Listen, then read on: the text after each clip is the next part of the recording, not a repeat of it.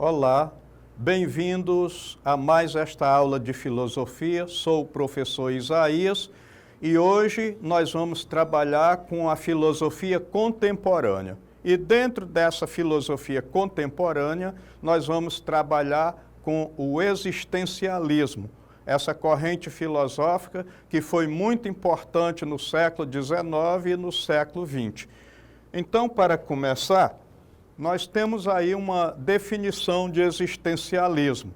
Então, o existencialismo é uma doutrina filosófica e literária centrada na análise da existência e do modo como seres humanos têm existência no mundo.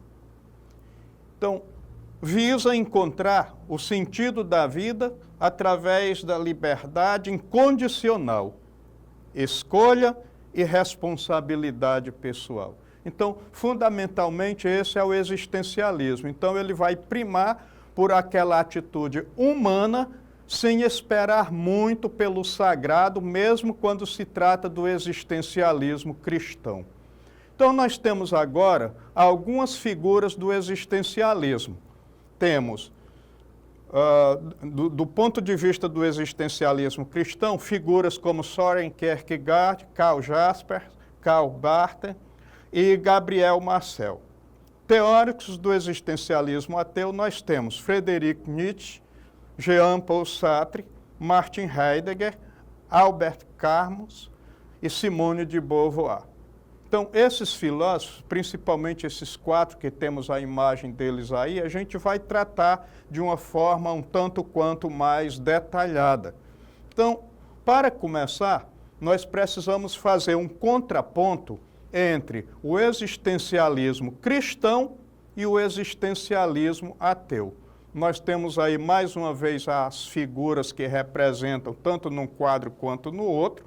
E aí, do ponto de vista do existencialismo cristão, nós temos a figura central, que é Søren Kierkegaard. Então, ele vai dizer que a existência não tem origem no nada, como para o existencialismo ateu. Então, algo deu origem à existência humana e à existência de todas as coisas, e esse algo foi Deus. Então, Deus é o Criador. Agora, a existência é predeterminada por uma intencionalidade, ou seja, uma funcionalidade. Agora, prestem bem atenção. Nós não podemos falar que o homem nasceu predeterminado e com um destino já traçado.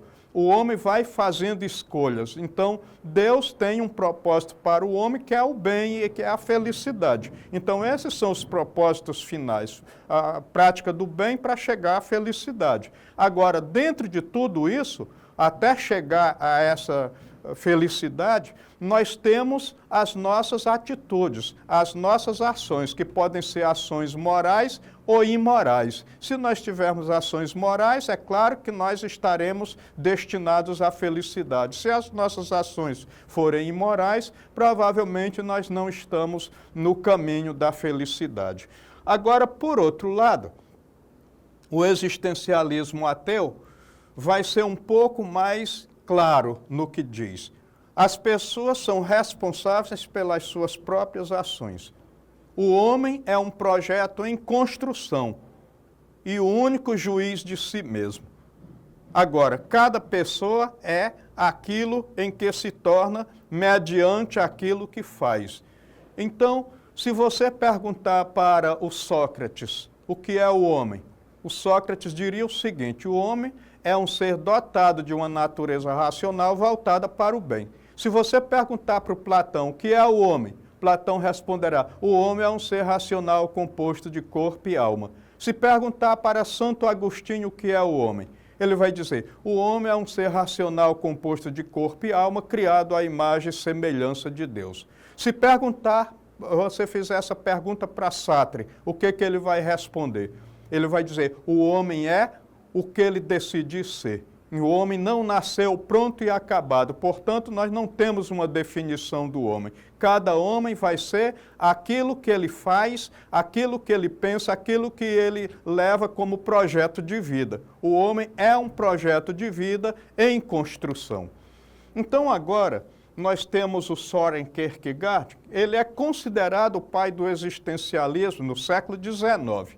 Então ele defendeu o livre-arbítrio e o dinamismo da existência humana. Quer dizer, embora nós sejamos criados por Deus e estejamos destinados à felicidade, nós temos a nossa maneira de se comportar para que isso possa acontecer. O indivíduo é o único responsável em dar significado à sua existência e vivê-la de maneira íntegra, sincera e apaixonada, mesmo com os inúmeros obstáculos que podem surgir. Então a vida ela é cheia de contrastes, de coisas boas e coisas ruins, mas nós podemos optar por fazer adesão às coisas boas e rejeitar aquilo que não é bom. A condição existencial do indivíduo é marcado por angústia, desespero e paradoxo. Afinal de contas, nós também convivemos com o problema da morte, mas aos que a certeza da morte entristece, a promessa da imortalidade consola.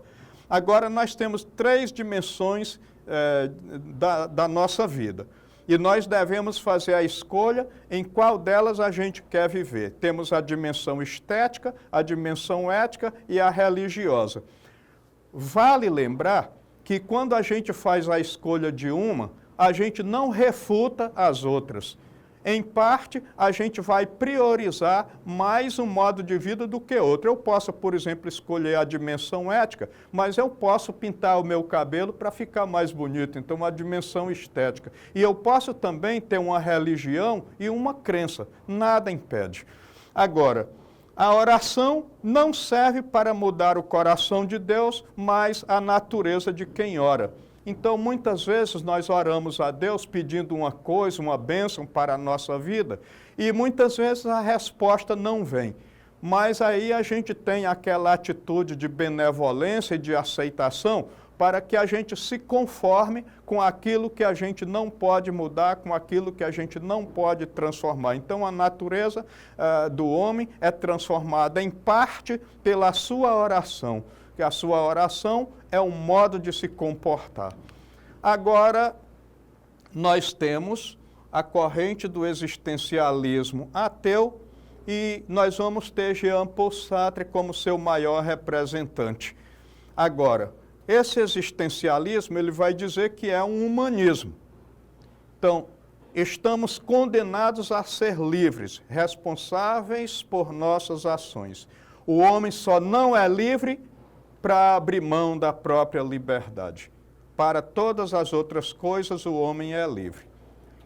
A fórmula ser livre não significa obter sempre o que se quer, e sim determinar-se a escolher, a fazer escolhas. E isso traz angústia, porque quando a gente escolhe uma coisa, a gente tem que deixar outras de lado. A vida humana é baseada na angústia, no absurdo e na náusea, pois não possui um sentido além da própria existência. Somos nós que devemos dar sentido a essa existência. O importante não é o que fazem de nós, mas o que nós fazemos daquilo que fazem de nós. É por isso que também é importante lembrar que o Sartre ele vai dizer que viver é isto, ficar se equilibrando o tempo todo entre as escolhas e as consequências. Então, não existe destino traçado, a nossa felicidade ou infelicidade vai depender das nossas escolhas e das nossas atitudes. Agora, nós temos aquele filósofo que diz que Deus está morto, Friedrich Nietzsche. Então, Deus foi uma ideia inventada pelo homem, então ele vai condenar aquilo que ele chamou de ídolos da ilusão, a metafísica, a religião e a moral. Então, o Nietzsche ele vai ser bem claro em dizer que nós temos, em primeiro lugar, uma vontade de poder, que é uma força muito grande e fundamental da natureza humana. Esse poder é um poder sobre os outros e sobre si. Então, é uma autossuperação. Agora, se sobrepor aos outros não significa escravizar e nem dominar. Significa que todos nós fazemos coisas, algumas vezes fazemos coisas parecidas, outras vezes coisas diferentes, mas cada um deve procurar ser melhor naquilo que faz. Isso é o que ele vai chamar de sobreposição. Agora, ele vai também falar da transvaloração dos valores. faz severa crítica ao cristianismo, à moral cristã e à moral tradicional e aos sistemas de valores e sistemas religiosos. Propôs uma revisão radical dos valores tradicionais, principalmente aqueles valores fundamentados no cristianismo. E ele vai defender a ideia do amor fati. E aqui eu tenho que me deter um pouquinho. O Platão, ele dizia que nós temos um amor ideal. O amor platônico é o amor ideal. E o Nietzsche, ele vai propor o contrário. Ele vai dizer, nós devemos amar não a ideia, mas aquilo que é concreto, aquilo que de fato existe. Então, nesse caso, o amor fati, ele vai significar, em primeiro lugar, amor ao destino. Ou seja, nós devemos aceitar a ideia de abraçar aqueles acontecimentos da vida, sejam aqueles acontecimentos bons, sejam os acontecimentos ruins, como parte inalterável do destino. Quer dizer, não existe um destino traçado, mas nós vamos morrer um dia. O homem é como uma folha seca que cai quando tem que cair. É desse jeito. Agora, esse amor fati não significa pura e simplesmente amor ao destino, significa amor à realidade tal como ela é. Ou seja, de repente você tem aí uma namorada e você pega ela se beijando com seu melhor amigo. O que você tem que fazer agora? Você tem que amar mais a tua namorada e amar mais o teu amigo, porque antes você amava uma ideia que você tinha dele e uma ideia que você tinha dela. Agora você vai saber quem realmente eles são. Então, amar as coisas, a realidade do jeito que ela é. O amor platônico é o amor ideal, mas esse amor ideal só existe na ideia mesmo. Na prática, o amor é outra coisa. Agora, o ser humano também é o Superman, o super-homem. Um ser que vai além das limitações da moralidade tradicional e das normas sociais, capaz de criar os seus próprios valores, em vez de se conformar à moral cristã, a moral de rebanho, que ele vai chamar também de moral de escravos. Outro nome importante é Martin Heidegger, que vai dizer no seu existencialismo que a condição humana está submetida ao tempo. E o homem é o Dasein, o ser aí. Então, e também é um ser para a morte. O Dasein, ou ser aí, é o único ente que existe. Os demais entes, como a mesa, a cadeira, a planta, apenas são. O Dasein pode ter uma vida de autenticidade ou inautenticidade, ou seja, pode decidir escolher ou não escolher. A mesa não escolhe o que ela quer ser, a cadeira também não, o homem sim. O Dasein é o único ser que existe porque é o único que pode fazer escolha e tomar decisão. O ser humano é o único ente que, apesar da angústia, pode realizar uma união consciente entre o que já foi, o que é agora e o que será no futuro. E pode sempre recomeçar e reconstruir a sua vida. Então ele diz que o que mais o preocupa não é o grito dos maus, mas o silêncio dos bons. Então, esse filósofo, ele foi filósofo no século XX, assim como Sartre. Agora nós temos a figura de Simone de Beauvoir, esposa do Sartre, que protagonizou um existencialismo voltado para a emancipação da mulher, e ela vai dizer que nenhum destino biológico, psíquico ou econômico define a forma que a fêmea humana assume no seio da sociedade. É o conjunto da civilização que elabora esse produto intermediário entre o macho e o castrado, que qualificam de feminino. As mulheres nascem em uma sociedade onde já existe uma imposição de como devem se comportar e ser. Assim, ela ocupa um lugar subalterno. Ela vai dizer que entre as prostitutas e as que se vendem pelo casamento, a única diferença consiste no preço e no valor e na duração do contrato. Então isso quer dizer que tanto as prostitutas quanto as casadas são submissas, uma por mais tempo e custa mais caro, no caso a casada. Bom, ela rejeitou as amarras do tradicionalismo e da moral religiosa, abordando questões sociais e acadêmicas. Ajudou muito Sartre na elaboração do seu material e muito embora ela fosse, de certo modo, casada com Sartre, ela também tinha outros envolvimentos, assim como ele também tinha outros envolvimentos. É a questão da liberdade. Agora, nós temos umas questões que são pertinentes a esse conteúdo que nós trabalhamos até aqui. Então, o existencialismo é a questão número 1. O existencialismo surgiu na Europa no final do século XIX e ganhou notoriedade no século XX. Ele explora a liberdade individual, a responsabilidade e o significado da vida, destacando a experiência subjetiva e a autonomia. O existencialismo tem como principal objetivo, letra A, adequar o indivíduo à sociedade para que possa usufruir dos bens materiais e simbólicos da vida coletiva. Claro que o homem deve usufruir da vida coletiva, mas ele não deve ser de todo adequado à vida coletiva, ele precisa transcender. Letra B, refletir sobre os problemas da sociedade em transformação com base na experiência vivida do indivíduo que pensa, sente e age. Letra C. Formar indivíduos dóceis, fundamentados numa doutrina capaz de nortear a vida coletiva para uma convivência pacífica. Isso aqui é um princípio do utilitarismo de Jeremy Bentham, que nós já estudamos. Letra D. Igualar a natureza humana em relação aos demais entes naturais, com o fim de humanizar todas as coisas. Existe uma diferença entre os seres naturais e o homem, mesmo que o homem também seja ele natural, mas ele tem a capacidade de refletir e definir o que ele bem quer ser. Letra E.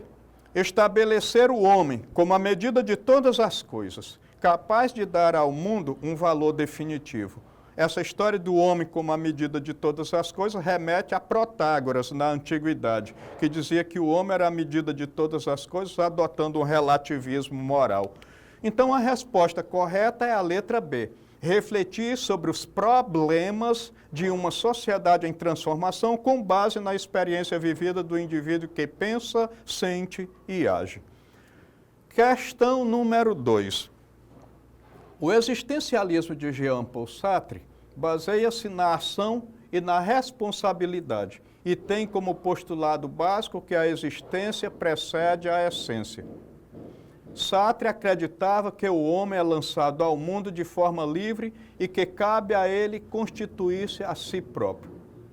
Assinale a alternativa correta de conformidade com o existencialismo de Sartre. Letra A. Os indivíduos constroem sua essência por meio de escolhas livres. Isso indica que jamais somos afetados por forças exteriores. Fazemos escolhas livres, mas temos que fazer, inclusive, porque também somos afetados por forças exteriores. Letra B. A liberdade de escolher não é plena ao indivíduo humano. Podemos fazer escolhas, mas a nossa vida segue, em última instância, a um plano divino. Bom, aqui está mais ligado ao existencialismo de Kierkegaard. Letra C. A existência precede a essência, e isso significa que o nosso ser é algo que vamos construindo ao longo da nossa vida. Letra D. Escolher não causa angústia. A possibilidade da escolha elimina a angústia e assegura a certeza de uma existência autêntica. Tanto no existencialismo cristão quanto no ateu, presença da angústia. Então, não pode ser a letra D. A escolha livre não pode ser feita por acaso. A liberdade não pode se sobrepor às leis divinas. Isso aqui é a letra E, e nós sabemos que nem num caso nem no outro, no caso do existencialismo cristão e no caso do existencialismo ateu, não necessariamente a gente tem que estar o tempo todo submetido às leis divinas, e principalmente no existencialismo de Sartre. Então, a resposta correta é a letra C.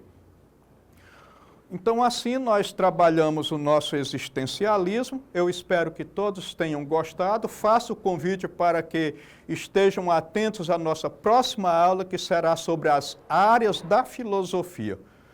Visitem a plataforma para a retomada deste conteúdo Eu agradeço muito a atenção de todos vocês e até o nosso próximo encontro.